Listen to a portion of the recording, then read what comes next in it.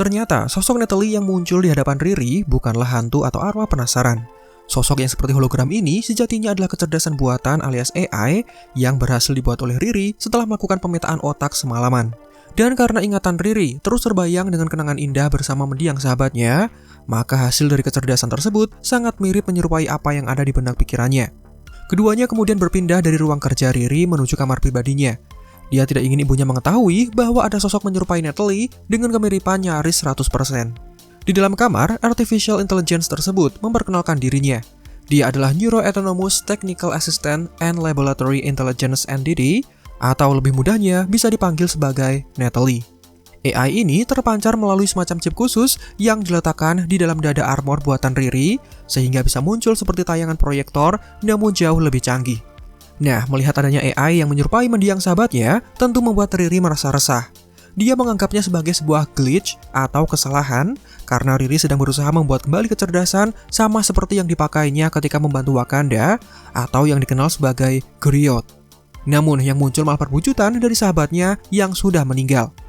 Riri kemudian berencana menghapus kecerdasan buatan itu, namun tidak jadi dilakukan karena pemimpin komplotan yang mengabarkan untuk segera mengadakan rapat dadakan. Sebelum pergi, terlihat perasaan Riri yang campur aduk. Dia masih tidak menyangka bisa menghidupkan kembali sahabatnya yang meninggal, tentunya bukan dalam arti secara harfiah. Sementara Natalie AI ditinggal di dalam kamar bertepatan ketika Riri pergi.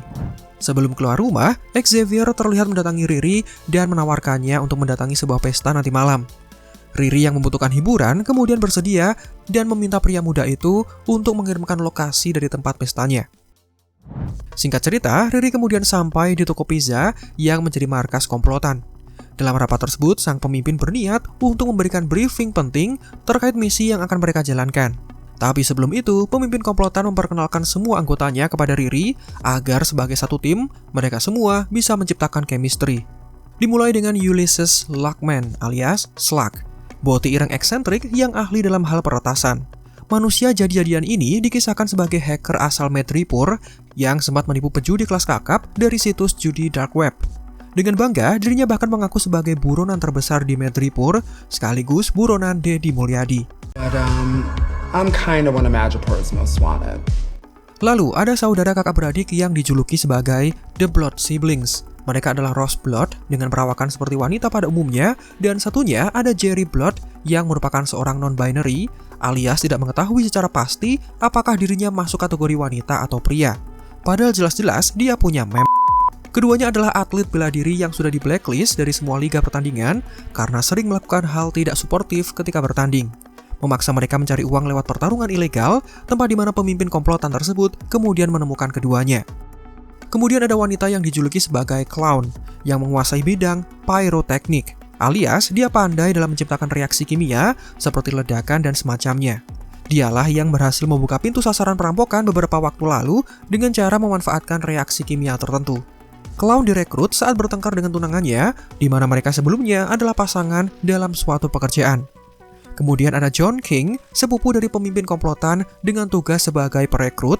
Dan terakhir ada pemimpin komplotan tersebut yang dikenal sebagai Parker Robbins alias The Hood. Di sini Riri juga diperkenalkan kepada anggota lain, posisinya sebagai pengganti dari Stuart alias Rampage seperti yang sudah diketahui sebelumnya. Setelah perkenalan dari masing-masing member Hood's Gang, kemudian dilanjutkan dengan briefing terkait apa yang akan mereka lakukan nanti malam. Jadi, ada seorang wanita bernama Sheila Zarate yang memimpin proyek sistem lalu lintas modern atau yang dikenal sebagai Tunnel.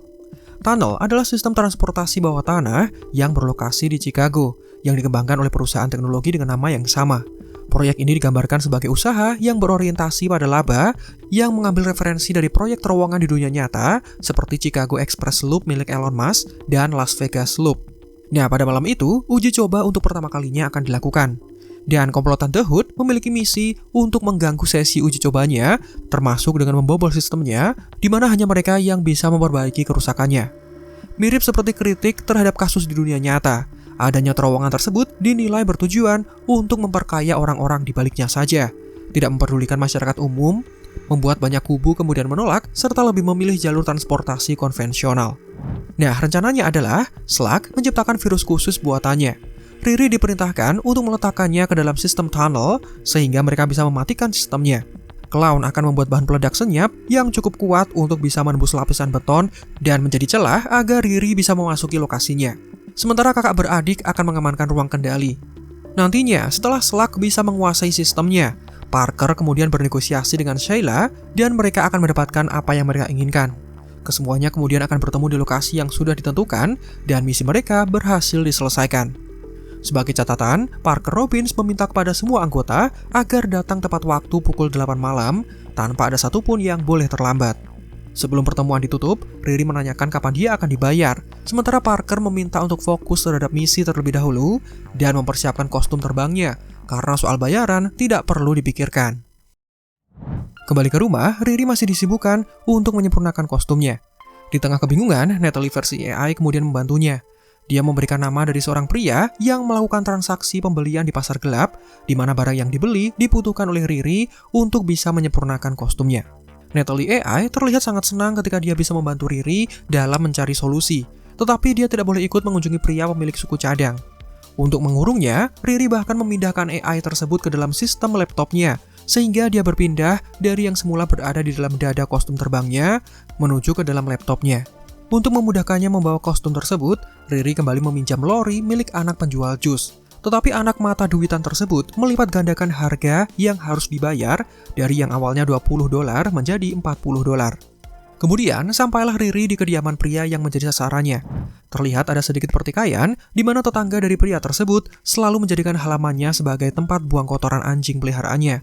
Kali ini dengan alasan tanaman kesukaannya sedang tumbuh subur dan harus dijauhkan dari anjingnya yang nakal. Dan karena pria tersebut adalah tipe orang yang selalu mengalah, maka secara terpaksa dia membiarkan halamannya dijadikan sebagai tempat pup. Singkat cerita, Riri kemudian berkenalan dan memaksa pria bernama Joe tersebut untuk memberikan barang-barang yang Riri butuhkan. Awalnya, pria itu mengelak, namun dengan sedikit paksaan, di mana akan dilaporkan kepada FBI, lalu akan dipenjara. Akhirnya, Joe bersedia mengikuti permintaan Riri, termasuk mau mengantarkannya menuju lokasi tempat dia menyembunyikan barang-barang dari pasar gelap. Di tengah perjalanan, Joe terlihat bersedih dan hampir menangis. Alasannya karena dia sudah mengalami berbagai kesialan pada hari itu.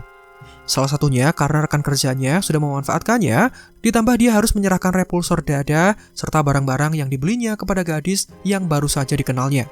Merasakan tekanan seperti itu tentu membuat pria dengan hati serapuh Joe menjadi depresi. Pada momen ini, Riri sedikit memberikan nasihat kepada Joe agar sebagai pria, dirinya harus bisa lebih berani. Dia harus berdiri di atas rasa hormat dan berani membalas perlakuan orang-orang yang selama ini merendahkannya, seperti teman kerjanya atau tetangga yang tidak punya rasa hormat. Perasaan Joe kembali stabil dan keduanya memutuskan melanjutkan perjalanan dengan mendengarkan musik. Pada saat yang sama, Natalie AI terlihat menghubungi Riri melalui pesan singkat, membuktikan bahwa dia bisa mengupdate kemampuannya dan beradaptasi meskipun dikurung di dalam laptop. Natalie AI kemudian melihat koleksi foto kenangan antara Riri dengan mendiang sahabatnya, memicu kecerdasan buatan dengan sifat sangat manusiawi tersebut untuk terbebas dari sistem laptop bagaimanapun caranya agar bisa menemui Riri untuk membantunya. Semua celah dia susupi, semua proteksi dia lewati, dan hasilnya Natalie AI bisa keluar lewat mesin proyektor yang sedang dipakai oleh ibu Riri, memberikan kejutan bertepatan ketika wanita itu sedang menekuni hobinya. Singkat cerita, Riri dan Joe kemudian sampai di bunker rahasia.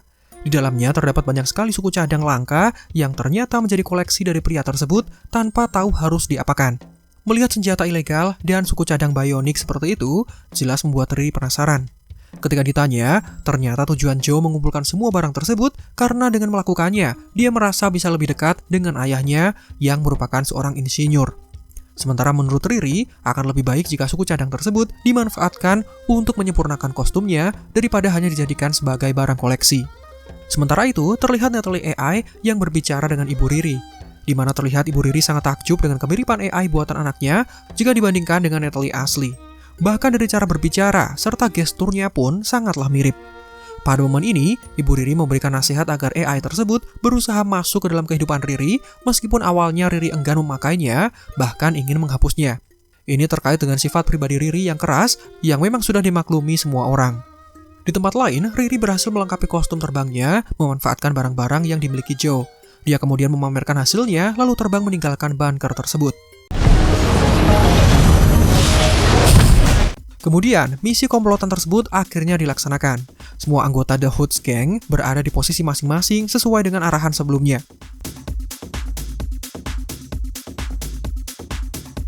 Awalnya, semua berjalan mulus hingga Natalie AI berhasil kembali ke dalam kostum Riri, membuatnya terkejut dan menghilangkan USB drive berisi virus.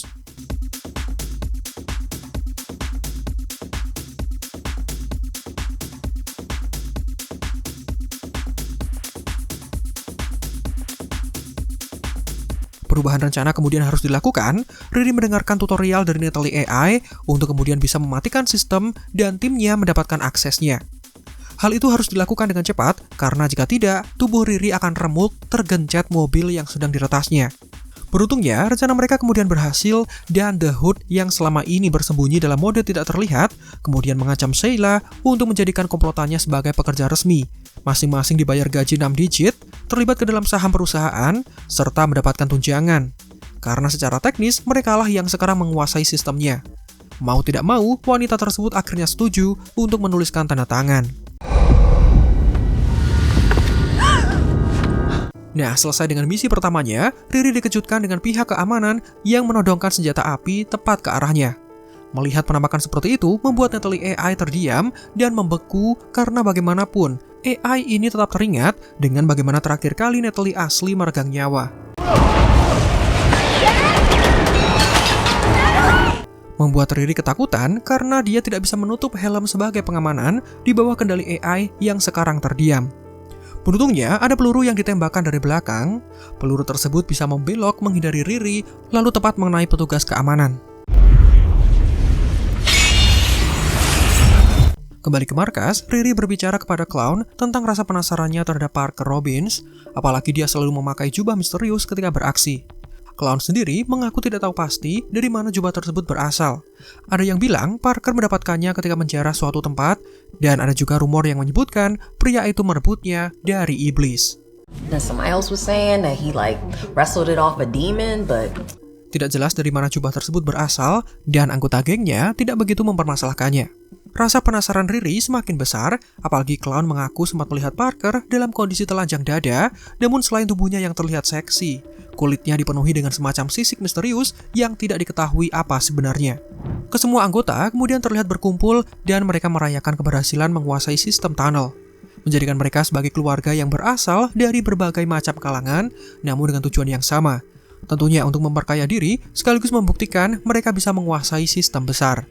Sebelum pulang, Riri terlihat berbicara dengan Natalie AI. Kecerdasan buatan itu menaruh rasa curiga terhadap Parker karena sebelumnya terlihat memancarkan energi tidak biasa ketika di dalam tunnel. Sebuah energi yang tidak bisa dianalisa karena bukan berasal dari bumi. Dari sini Natalie kemudian merasa bahwa Parker terlibat ke dalam hal mencurigakan, mendorong keduanya untuk menelitinya. Riri kemudian teringat dengan ajakan Xavier untuk mengunjungi pesta. Dia kemudian datang dan band yang ada di sana sudah mulai bernyanyi. Keduanya kemudian berbicara di mana hingga saat ini Xavier masih sering memutar suara Natalie menunjukkan rasa rindu kepada adiknya. Selesai bertemu dengan Xavier, Riri pulang ke rumah dan ibunya ternyata sudah mengetahui bahwa anaknya bisa membuat AI canggih dengan tingkat kemiripan dianggap sempurna. Ibunya lantas meminta untuk dibuatkan AI dengan wujud seperti Gary suaminya. Namun Riri menolak karena pada dasarnya AI itu tercipta dari sebuah ketidaksengajaan. Sementara itu, luka misterius pada tubuh Parker terlihat semakin menyebar, diiringi dengan suara-suara misterius yang berasal dari jubah yang sedang dipajang.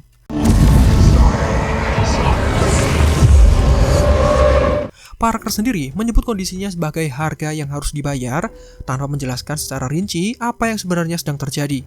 Kembali ke Joe, dirinya merasa muak dengan kebiasaan tetangganya yang selalu merendahkannya. Dirinya kemudian bangkit, tidak mau menjadi pria yang terus tertindas, dan mengikuti nasihat Riri untuk menjadi lebih berani. Hasilnya, dia memotong tanaman kesukaan tetangganya sebagai bentuk protes sekaligus balas dendam.